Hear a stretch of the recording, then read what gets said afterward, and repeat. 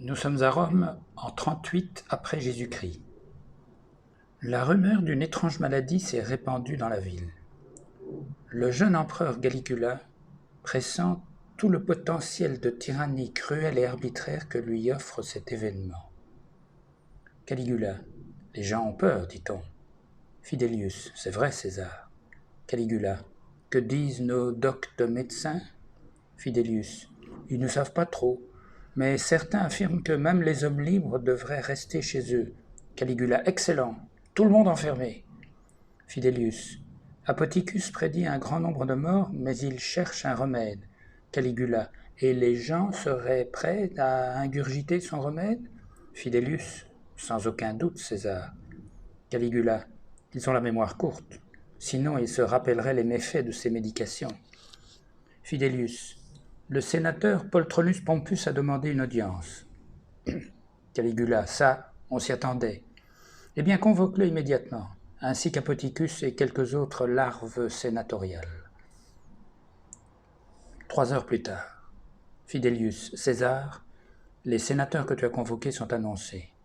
Caligula, fais-les entrer. Macarella, reste, ça va t'amuser. La délégation sénatoriale entre. Les sénateurs, Ave César. Caligula, Ave, bande d'hypocrites. Parle, Poltronus Pompeius. Poltronus Pompeius, nous sommes très inquiets. L'empereur éclate de rire. Très inquiet, encore plus froussard que d'habitude.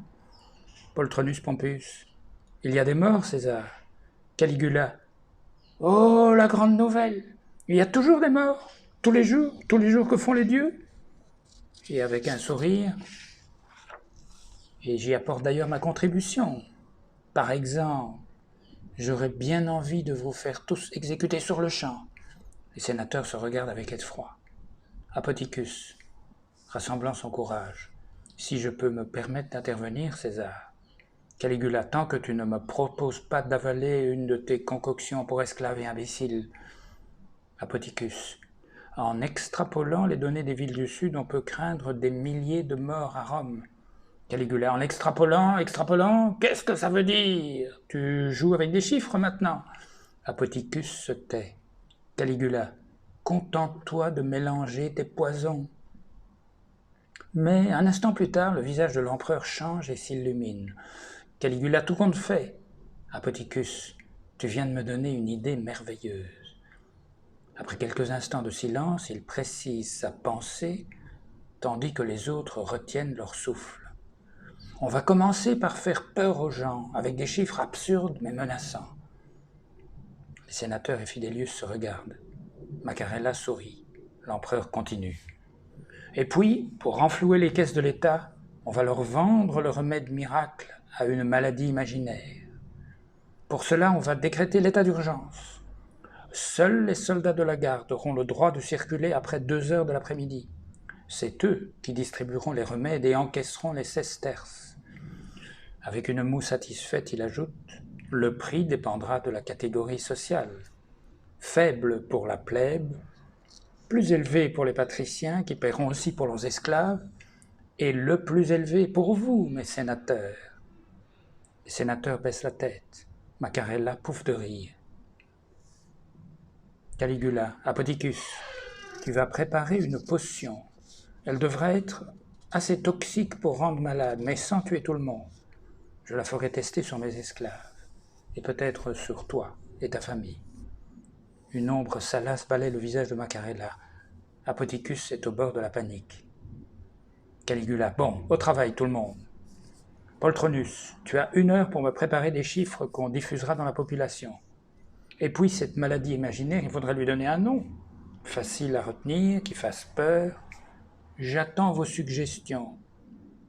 Un sénateur au regard visqueux s'agite légèrement. Caligula le remarque. Oui, mon beau, on t'écoute. Le sénateur. Pourquoi ne pas l'appeler Covideus 19?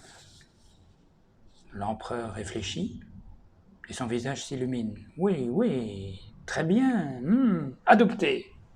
Le sénateur s'apprête à ébaucher un sourire, mais Caligula ajoute un point. Par cette bonne idée, tu es coupable de tromper le peuple de Rome. Tu mérites donc le châtiment suprême. Fidelius organise son exécution pour ce soir même. Les sénateurs se jettent des regards affolés. Caligula, grâce à la peur, à la bêtise, à la lâcheté, je vais pouvoir instaurer le règne de l'absurde total. Son visage devient grave et se fige comme un masque.